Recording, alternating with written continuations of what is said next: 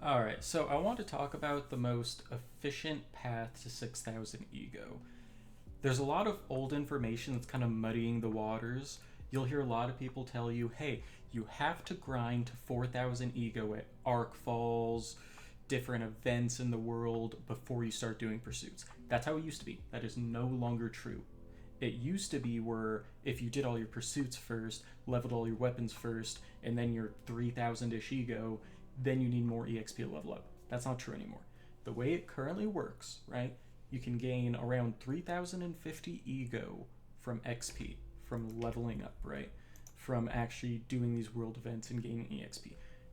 Once you gain 3,050 ego from that, around that number, you hit what's called a soft cap, where you need 2 million EXP to actually go up 10 ego.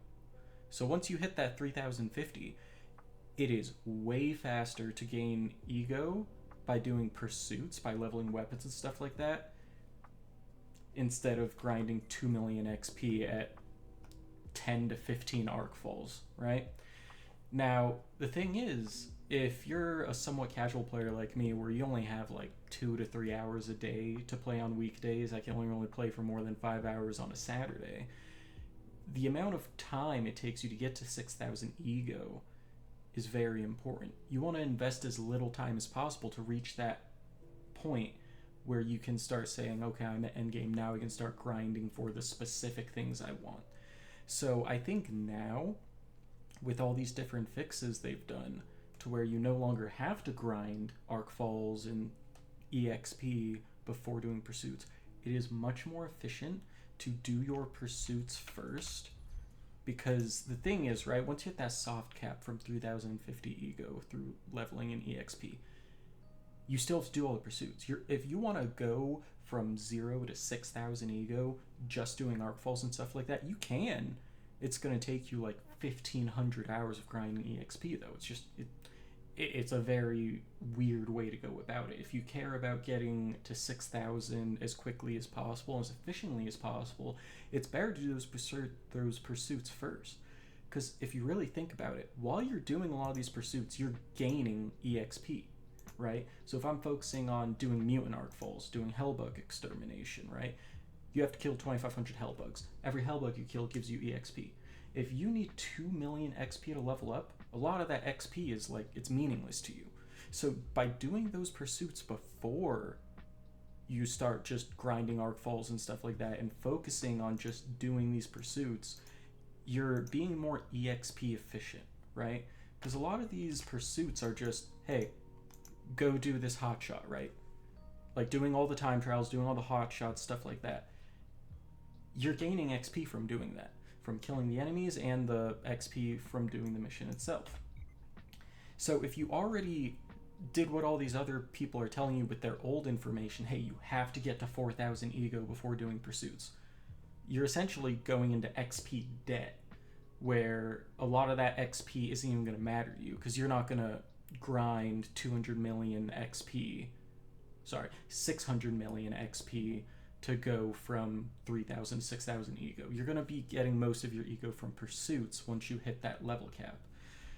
On top of that, financially, it's better to do pursuits and focus on leveling weapons, because you can also gain 1,200 ego, 1,280, I believe is the exact number, from just leveling your weapons.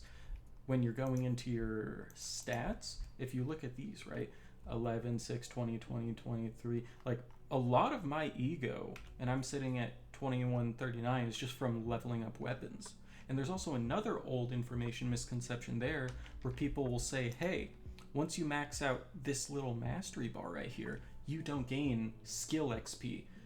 Like, they're saying if this rocket launcher is full mastery, getting kills with that, you're no longer going to level up the weapon skill for rocket launchers, which just isn't true. That's not true anymore. They fixed that.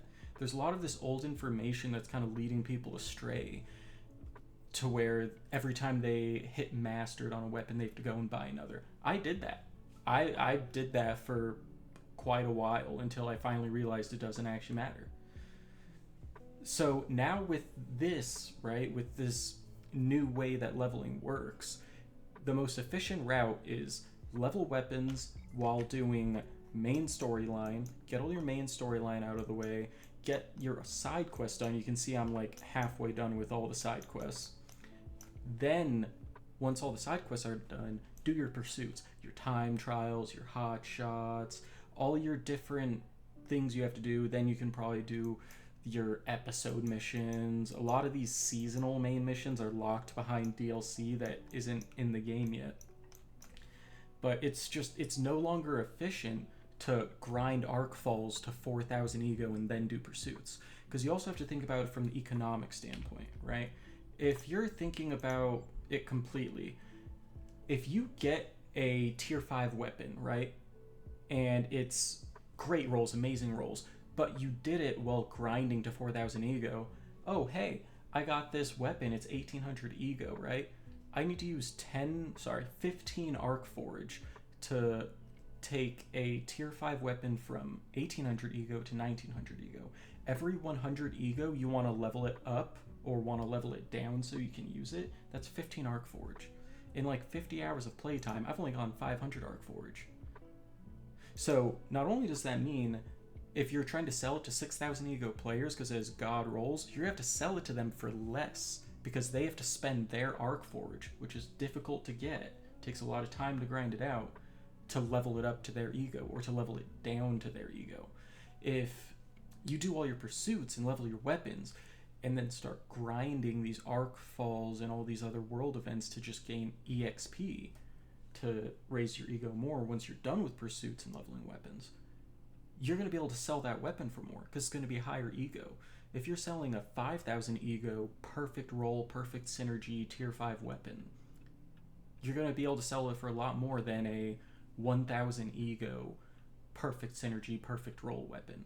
Because the player you're selling it to isn't going to have to spend 4,000 Arc Forge to level it up, you know? Not 4,000, but, you know, crazy amounts of currency.